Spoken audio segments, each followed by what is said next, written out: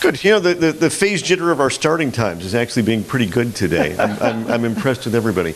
John Ackermann, November 8th, Uniform Romeo. And I'll remind everyone that is German for prototypical. So, you know, you'll draw whatever conclusions you wish. Yeah. Nottingham think this is short for nature. Ah, okay. HF SDR receivers. We do it. I'm going to talk about what's out there in the marketplace today because we really don't want to reinvent the wheel if we can avoid it. But first, just one more point on Tom's presentation. He focused on the phase noise of the oscillator. There's another issue as we look at longer-term effects, and that's the stability of the oscillator. Even with a GPSDO, there is going to be some amount of instability in the short and medium term that we have to factor into the performance equations. So having said that, there we go. So the SDR marketplace in 2019 has an explosion of hardware. I have, I think, 21 products listed here, and that was actually filtering out quite a few things. I'm not going to go through all 21 in the 20 minutes, so don't worry. A lot of the radios are intended for wireless telecom. They're microwave rather than HF oriented. So I focused on receivers with HF coverage available at hobbyist prices, which I put at less than $1,000. I know that's higher than we want, but to include everything. And there are a couple of exceptions that I left in. I included a few transceivers if the RX was capable and the total package price was reasonable. I excluded anything with sound cards. There's still a lot of those out there, but that's, I think, a sound card-based radio is patently insufficient for what we want to do. There are dozens, if not hundreds, of RTL dongles. I'm only going to talk about one of those, and actually only one very interesting new version of one. Some of these radios actually are DC to daylight, so there are things that we can do, beyond HF with them. And I tried to exclude vaporware. There are quite a few radios out there that are in fund me type projects or have been announced, and there are websites, but nothing else. And I tried to limit this to stuff that is actually available in the market. So what I'm going to do is talk about, I think, 4 or 5 radios that are out there, none of which are sufficient for everything we want to do, but all of which have some interesting ideas that we might steal from or build on. So the characteristics that I looked at, and I've got one slide per radio, so things are kind of crammed in. On the hardware side, I want to look at the frequency range, the dynamic range. I used number of bits as a proxy for that. The frequency and clock source, that being, is there an external clock input, and what's the frequency for that? Whether it's a single or dual ADC, and what the physical interface is, i.e. USB, Ethernet. On the software side, I looked at what the IQ streaming bandwidth was, what its data format was to some extent. Is the firmware hackable? Is it an open API, and is it a compatible API? And then, of course, the price. So no one device meets all the criteria. I'm not going to go through the small type here. I'll flip to the one page per radio for these 5 devices. And actually, I've added one, I think, since I put that list together. So the EDIS, USRP, and its progeny have been, I think, the engineering, scientific, academic SDR of choice for a dozen or 15 years now. Currently, the only moderate cost radios from EDIS that support HF operation are the N200 and N210 using their basic daughter boards, which have coverage up to 30 or 40 megahertz. There is a much cheaper radio, the B series, but they have a built-in transceiver with a bottom frequency limit of 70 megs. The EDIS box is 14-bit analog to digital, 50 megahertz streaming rate. Internal clock, I'm not quite sure what they use, but it will accept external 10 megahertz. Also, it will accept external PPS for time tagging, which is an important feature for us. It's gigabit Ethernet, and it does allow that hardware time stamping in the FPGA. Software for it is everywhere. The problem is it's about $2,000. It's the one radio that's outside of my price range. The red pitaya, if it had been done right, would be the radio we want. They came sort of close. It's DC to 62 megahertz. It's a 14-bit dual ADC. They claim up to 40 megahertz of bandwidth. However, it's a 125 megahertz internal clock, which wanders around like my drunken uncle, like you would not believe. You can put on an external clock. However, that's a couple of SMT pads on the board, and it's differential. And moving differential signals between boxes is not an easy thing to do. So that the clock is horrible. It is gigabit Ethernet. The antenna input are awful. It's a high input impedance because they really initially released the red pitaya as a scientific instrument with coverage down to DC, but it's a very high input impedance because it feeds directly into the ADC. You can work around that with transformers and things. It may also have some digital noise issues. Phil discovered in his testing that there was a lot of chatter coming from, we think, the Ethernet, but so that could be an issue as well. It is very open source. The firmware is open, and you can turn this into all sorts of different devices, and people have already done it. Mine is currently running as an 8-band FT8 packet reporter.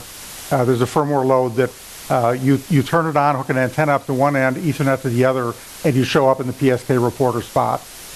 So it's very cool. It's about $310 for the basic unit. There are various versions that have different accessories with it, but the same board. There's also a cheaper version with a 10-bit A to D, which I think for our use it would not be acceptable. Now, there's a new red pitaya that people have been talking about for several months. It's the StemLab 122.8816.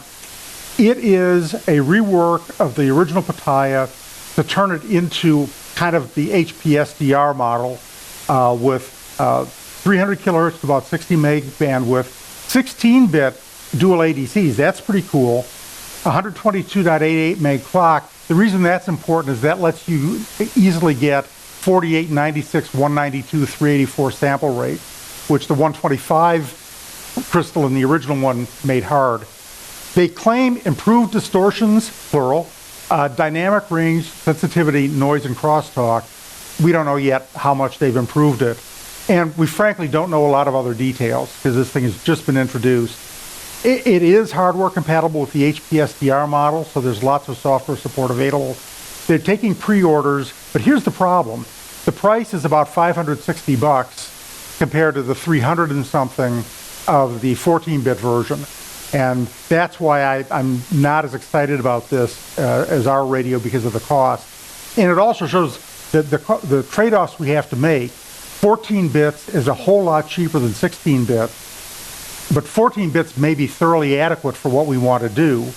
12 bits is cheaper yet, but because of its limited range, 12 bits may not be good enough for what we want to do. So there are some trade-offs we have to do to determine how good we need because that's going to have a strong price effect. Kiwi SDR, I have one of these and it is really, really cool. I don't think it's quite what we need, but it's definitely worth thinking about. It's 10 to 30 megs. It's a 12-bit ADC. It's actually a dual ADC. They do something very cool with the second one. It is again, HF on one side, but that second ADC is connected to a GPS hardware front end. It has an Ethernet interface. It's built on a Beagle board that's running Linux. And what's cool is that GPS is used to adjust the clock. So running as a user land application on the Linux side is a software GPS receiver. Its output is being used to provide software correction to the clocking. So effectively, you get much better than 1 hertz frequency accuracy over HF. And I think that's just a really, really clever idea, particularly using the software-based radio. The downside is that as it is sold, it is a totally web-based radio. Again, you plug an antenna into one end and a GPS antenna.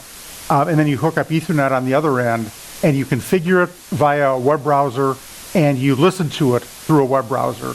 It's really, really cool. It can support 4 users at once. And each of them can tune anywhere in the 30 megahertz range, but that's obviously not amenable to the kind of data flows that we need. On the other hand, it is a totally open source design. So presumably one could load new firmware and software and make it do what we want. And it's $299, and sometimes there's a thing called Mass Drop that does mass buys. They have them for $199 every now and then. And that's just a hell of a deal. This thing's not perfect for us, but it's really cool. And I think has a lot of other interesting uses. iQuad Labs, that's our friend Scotty here, has made a few very good SDRs. They're all based on the original Open HP SDR design. And he has an IQ2, which is a full-blown transceiver. But there's an HF2 that's a 16-bit, 100 kilohertz to 55 megahertz receiver, Ethernet I/O, 16 bits. It'll stream at least. I've gotten 7 384K channels through it, so there's plenty of bandwidth on the gigabit Ethernet. And it requires an external, this BE Micro FPGA thing that it plugs into, and then that plugs into a USB and Ethernet port. The combination's of $473. One of the reasons I included it is we know who the developer is, so we can get him to change the firmware if we need to. But frankly, I think this BE Micro thing that has to plug into it, it's mechanically quite a kludge. So this form factor, I think, would be a problem. But it has a lot of what we would need to do. Finally, this is not in the HF remit really, but I think for some of you would be very interested, and we've talked a little bit about it this morning. There's a guy in New Zealand who makes an RTL dongle that's really good. It's the one that's $20 instead of the one that's $8.95. And he has now taken 4 of those, put it in one box with phase coherent clocking. So there's one crystal controlling the 4 radios. He has a noise generator built in, so you can use the noise to align phase and software across the 4 radios. And it's being sold as used for direction finding, bistatic radar, all sorts of cool things. What's neat is it's $140 for 4 dongles with a built-in USB hub, so you only have to have one cable coming out. So I just mentioned this because it might be very interesting for some other applications than the main one we're talking about. The reason I'm mentioning it is I had put in an order in the Indiegogo round, and it showed up yesterday. So it was, yes, yeah. So it's I think has a lot of interesting potential for perhaps some of the higher frequency stuff. So actually that is, I think, all that I have before we get into the 20 individual slides that I don't think you want to look at. So I will take questions and otherwise give some time back.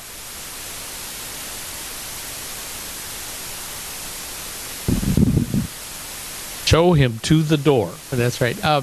John, one thing that's come up sort of as a parallel channel to me as the handbook editor is people who are concerned about transmitted phase noise. Now, that doesn't really affect the personal space weather station, but if this group gains a platform for presenting technology to amateurs, there's a danger that people will take the really cheap SDRs, pack them up, make them transmitters, and you'll wind up with some really serious phase noise problems on transmit. And we just spent the last decade trying to get the manufacturers to tone it down on the phase noise. So if we could come up with some kind of a statement or some kind of a proposal to control transmitted phase noise and a recommendation, that might carry a lot of weight going forward. Yeah, well, that's very interesting, and I'm interested in phase noise, so I think that's something we could think about, I think the problem is A, making people understand the numbers, and B, convincing manufacturers to build to the numbers.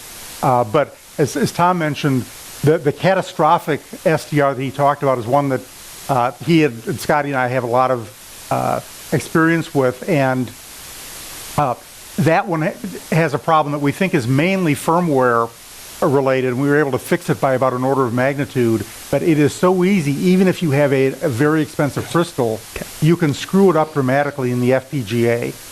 And that's one of the things in the new radio that we're working on. We're going to focus specifically on the clock chain to make sure that it is capable of doing what we need to here, and that's both just choosing the clock, but also designing the PLL and the clock distribution. It should be. Anything else? Yeah, Phil. It's not true enough.